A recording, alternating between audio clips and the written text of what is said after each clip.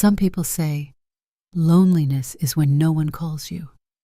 But for me, it started the day the phone kept ringing, but no one was on the other end. I still have that phone. In it there are old messages and a recording that I dare not play again, because I know, if I hear it again, I probably won't be able to forget that voice. People say loneliness is when no one calls you. But for me, loneliness is when the phone keeps ringing and no one is on the other end. My name is Evelyn May, 74 years old. I live alone in a small house at the end of Maple Street, a place where, before, every night was filled with laughter. Now there is only the sound of the clock ticking and the creaking of the wooden chair when I sit down. Every day, I wake up early, make a pot of tea, open the window to let the sunlight in, then sit at the wooden table by the window, the only place in the house where the phone signal is strongest. My phone is very old. The silver is chipped, the glass is cracked in the right corner, the battery only lasts an hour. My child sent money to buy a new one, I said. This one still rings. Why change it? He laughed, saying, "You're just as stubborn as before." I laughed too, but didn't say anything more. Because actually, I kept that phone not because I was saving money, but because it still had his voice. Every night, I sat waiting for the familiar video call. At first, he called every week. Now, sometimes. But every time the screen lit up, I was startled, my heart beating fast as if I were decades younger. I nervously pressed the green button, waited a few seconds. Then his face appeared, the familiar smile. His eyes slightly darkened. "Grandma, how are you?" "Good. Very good. Have you eaten yet?" My voice was trembling, small, but I still tried to stay cheerful. I was afraid that if I spoke too slowly, he would hang up, afraid that talking too much would make him tired. So every time we talked, I only dared to ask the same questions. She told me about work, about the new project, then smiled and said, "Grandma, I'm so busy today. Let's keep the call short." I nodded. "Yes, you know. Remember to rest while working." Her image paused slightly. Her voice was distorted. "Grandma, can you hear me?" "I can hear you, very clearly." I still answered, even though the screen was dark. Only her face remained frozen in a smile, like a photo that hadn't been saved yet. I put the phone down on the table and exhaled. The light from the screen reflected on the cold teacup, leaving a small halo. The clock was still ticking, and outside the wind shook the thin curtains. I didn't cry, never cry after she hung up. I just sit there, listening to the house return to silence, a silence that no one who has never lived alone will ever understand. Occasionally, I open the call log. The first line that appears, 2 minutes and 31 seconds. 2 short minutes, but enough to last me the rest of the day. I know you're busy. I understand. I don't blame you. But inside, I still have this feeling, as if I'm waiting for someone to come back, even though I know they'll never come back. Some nights I play back old messages. They say memories don't disappear. They just lie there, waiting for you to accidentally touch them. I think maybe I just touched them. I didn't intend to listen to that recording again. I've been avoiding it for 5 years. But tonight, for some reason, I opened the drawer where I kept my old phone and the woolen scarf my son gave me. The scarf still smelled of old soap, damp as if it had been washed yesterday. I sat down on the chair, my hands shaking. The screen read, "Voice message, 5 years ago." I hesitated for a long time. Then I pressed it. Its voice rang out, young, warm, a little urgent. "Grandma, I'm about to fly. I'll text you quickly. Take care of yourself. Take your medicine in the morning. Don't stay up late." There was noise in the speakers, people talking, the airport loudspeaker. He laughed. "This trip will be long, maybe a few months, but I'll call you back. I promise." I could hear my heart pounding. I knew this part. I'd heard it before, then stopped. But tonight, I didn't stop. His voice continued, fading, as if it were moving away from the microphone. "Oh, Grandma, I'm giving you my old phone back for now. It has my number, my picture, so you won't miss me. I love you so much. I'm going." Then silence. A silence so long I thought the phone was broken. But no. Another voice, very far away, vague. "Final call for flight E719. I knew that voice. That flight never landed. I sat still, the phone still lit in my hand. No more tears.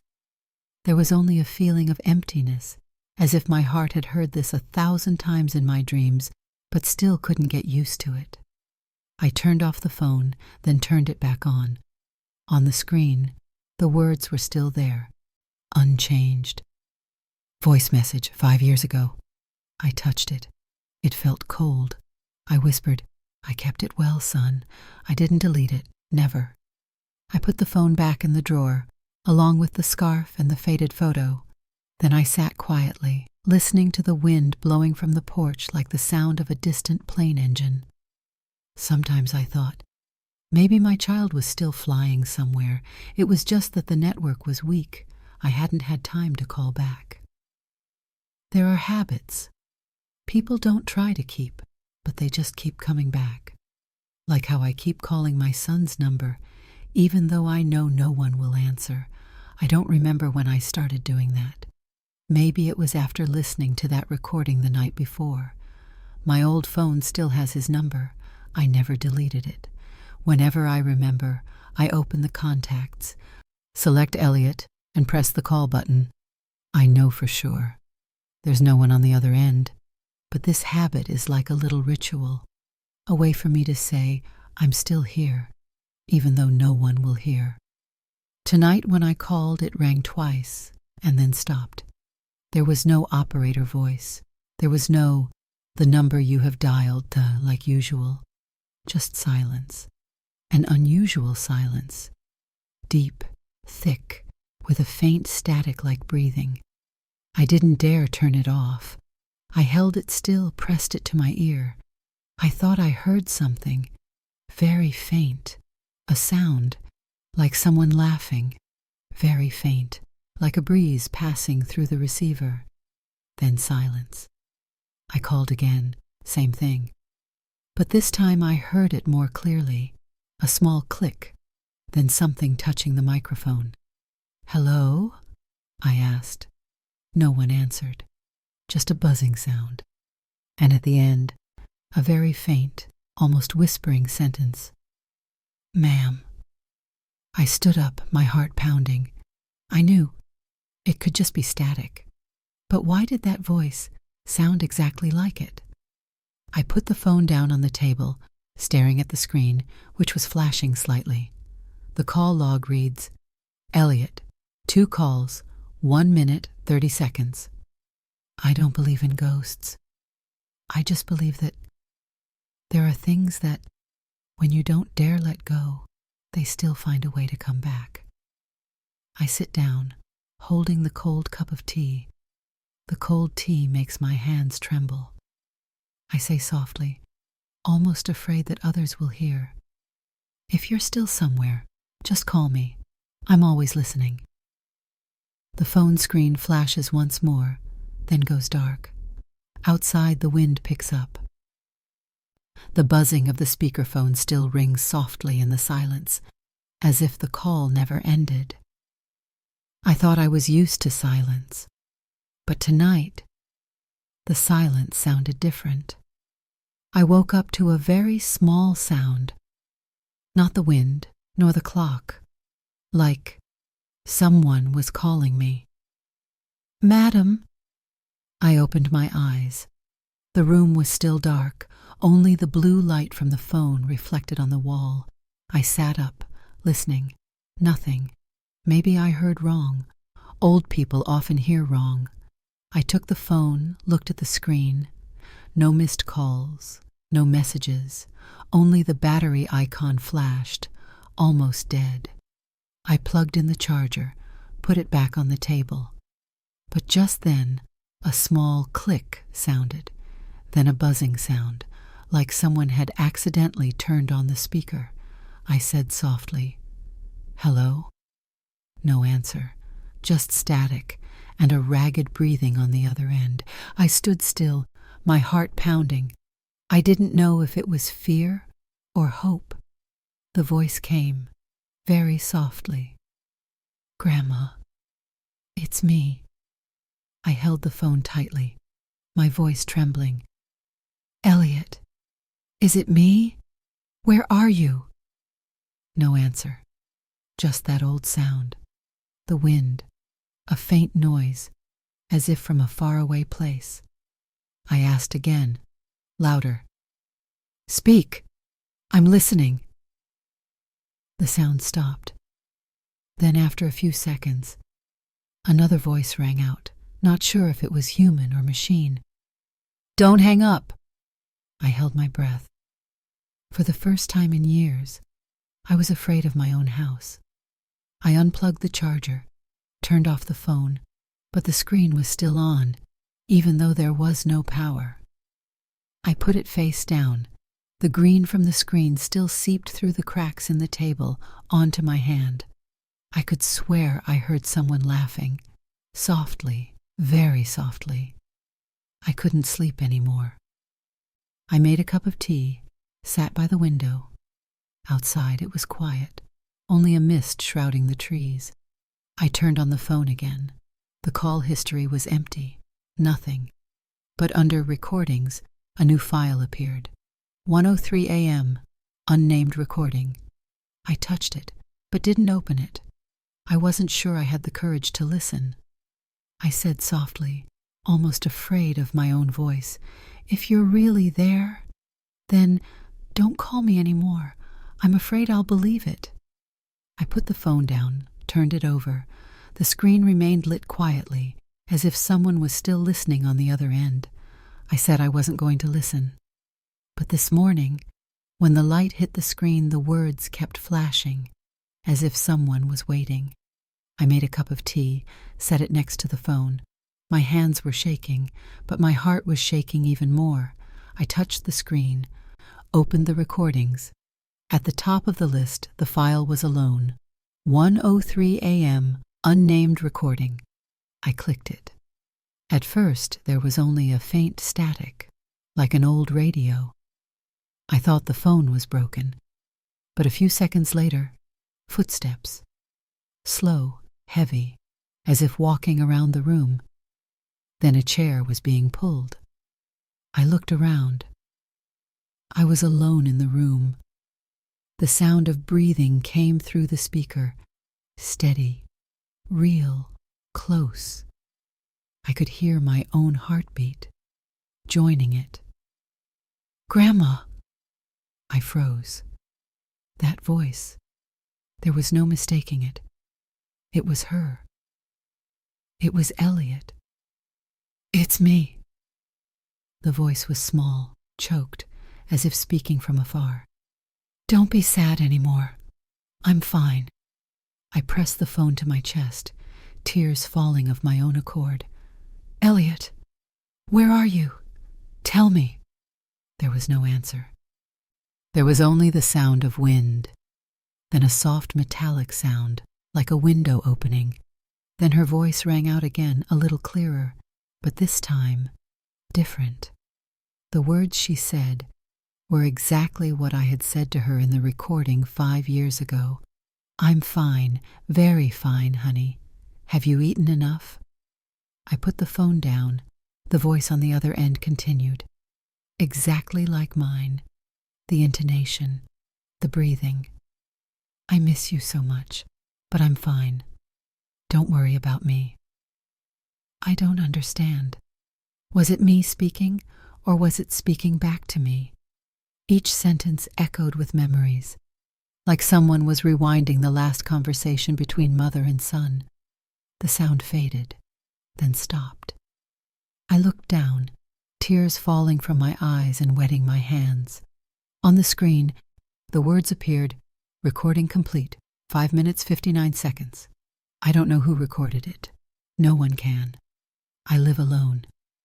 But the file was still there, and the last voice on the recording was mine, whispering, "If you can hear me, go home. I'm still waiting." I don't remember saying that, but the phone had saved it. There were nights when I thought I had learned to live with missing someone, but it turns out missing someone has its own memory. It always knows when I'm weakest and wants to come back. I didn't plan on touching my phone again. After that morning, I turned it off and took out the battery. But late at night, as I sat reading through some old cards, a soft sound rang out, a familiar vibration. I looked around. The old phone was still face down on the table, unplugged, battery-free, and yet it was on. On the screen, the words read, "Incoming call, Evelyn May." I was stunned. It was my number. It was my phone calling me. I didn't know where I got the courage, but I picked up the phone. "Hello?" Silence. Just static, just like in the 1:03 a.m. recording. Then, after a few seconds, a breath. "Grandma." I was paralyzed. I spoke quickly. My voice choked. "Elliot, is that you? Tell me." There was no answer, only my own voice, echoing from the other end of the line. "Grandma is fine. Fine, honey." I froze. That voice was me, down to every breath. I asked, "Who's there?" The other end continued, just like the old recording. "Grandma missed you so much." Then a sentence that sent a chill down my spine. "Grandma, I'm home." I looked around the room. The window was half open. The curtains were swaying. No one was there, but the air in the room suddenly felt warmer, as if someone had just stepped through the doorway. I said softly, "If you're really here, sit down. I'll make some tea." The phone went off. The light disappeared, but the teacup on the table was steaming, even though I hadn't poured the boiling water yet. I didn't panic. I just sat there, watching the smoke slowly dissipate like time flowing backwards. A moment later, the phone lit up again. The screen read, "Call ended, 1 minute 42 seconds. And in the call history section, there was a new line, "Outgoing call, 11:58 p.m. I didn't call, but the phone said, "It was me who called." I put the phone down, my hands still shaking. Outside, the night mist was covering everything, and somewhere in the darkness, I heard a very soft footstep, like someone was walking across the porch, returning very slowly. They say, when you miss someone for too long, at some point, missing them will become a habit. But I don't see it that way. For me, it still hurts like the first day. I woke up earlier than usual. No calls, no messages, only the old phone lying still on the table, next to a cup of cold tea. I looked at it for a long time and then sighed. Maybe it was time to say the things I hadn't dared to say in 5 years. I took a piece of paper, put it on the table, then opened the pen. My hands were shaking, the ink was smudged, but I still wrote. "Elliot, I know you can't read, but I still want to write. Maybe, because this is the only way I can still talk to you." I stopped, looking at the first line. The ink spread slightly. Like tears seeping through paper, I smiled, because I saw that my handwriting was much worse than before. Grandma is still well. Every morning she still cooks breakfast for someone, even if it's just her. She still makes your bed, cleans the cupboard, sweeps the yard, talks to the tree in front of the porch. It's really grown up, taller than the roof, like you said, but no one is here to look at it with her. I wrote slowly. Each word seemed to prolong the last breath of memory. Grandma doesn't blame God. She's just afraid that one day someone will clean this house and throw away the old phone. There's your voice in it, and there's also her voice. Two voices still searching for each other in the air, as if they've never been apart. I folded the letter, without a seal, without an address. I wrote only 2 words on the envelope. For Elliot. I placed it next to the phone and sat still. Outside, the wind blew gently through the window. Inside me, everything was closing. Elliot, I don't know how much longer I have left to live, but if there is a next life, I hope to still call you my son. I put down the pen. A feeling of relief spread through me, as if I had finally said what I owed. I leaned back in my chair, looking at the letter lying still next to the phone. In that moment, the screen lit up once, and then went dark. I didn't panic. I just smiled slightly. You can read it, right? There are calls that don't need to be answered. They just come to remind me that love, no matter how far away, will find its way back. This morning, I woke up early. No birdsong, no wind, just a strangely quiet morning. On the table, the old phone lay as still as ever, but this time, as soon as I touched it, the screen lit up. No alarm, no text, just the words, "Incoming call, Elliot." I sat up. No surprise, no fear, just a sinking feeling, as if the whole world had stopped just to make room for this moment. I picked up the phone. Hello. No answer. There was only breathing, long, even, and a silence so deep that I could hear my own heartbeat. Elliot? I called softly. Can you hear me? Then the voice rang out, small, warm, clear, and so real that I had to hold my breath. Grandma, I'm home. I burst out laughing, tears streaming down my face without realizing it. You're home? Come eat. I've cooked it. I spoke as if she were still here, sitting at the table, laughing, picking up a piece of fried egg. All the memories came flooding back to each scene, each laugh, each familiar phrase. Grandma, I miss you so much. You miss me too, every day. My daughter's voice faded away, but I heard her continue very softly, almost whispering, Don't be sad anymore. It's warm here. I smiled slightly. Yes, I know. I'm a good boy, don't worry. I leaned my head back on the chair. The light outside the door faded in my eyes. Everything around me seemed to melt away in the warm breath. Grandma, my son's voice called for the last time. I heard you, I replied softly. You heard me too, Elliot. I didn't put the phone down. I wanted to hold on to that sound a little longer, just a little longer, because when the silence returned, I was afraid I would forget his voice again. But the call ended. There was no beep. There was only a peaceful silence. I looked at the screen. The words appeared. Call ended. 3 minutes, 12 seconds. I didn't turn off the phone. I left it on. The light was soft like the late morning sun, the light that reminded me of the afternoon my son took his suitcase to the airport. I remember saying, Anywhere is fine, as long as you call me every day. He smiled and said, I promise. Now he kept his word. This call, he fulfilled his last promise. I took the small piece of paper, wrote a few more words, put it next to the letter for Elliot. You received it. I felt my heart lighten. There was nothing to worry about, to regret, to wait for any more. Everything I wanted to say had been said.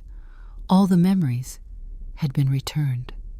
I closed my eyes, held the phone in my hand, felt the warmth left on the old plastic case. Come here. Elliot? My hand let go. The phone fell, lying beside the letter. The screen flashed one last time, then went off. On the table only the last line remained. slow, blurred, but still legible. Message delivered.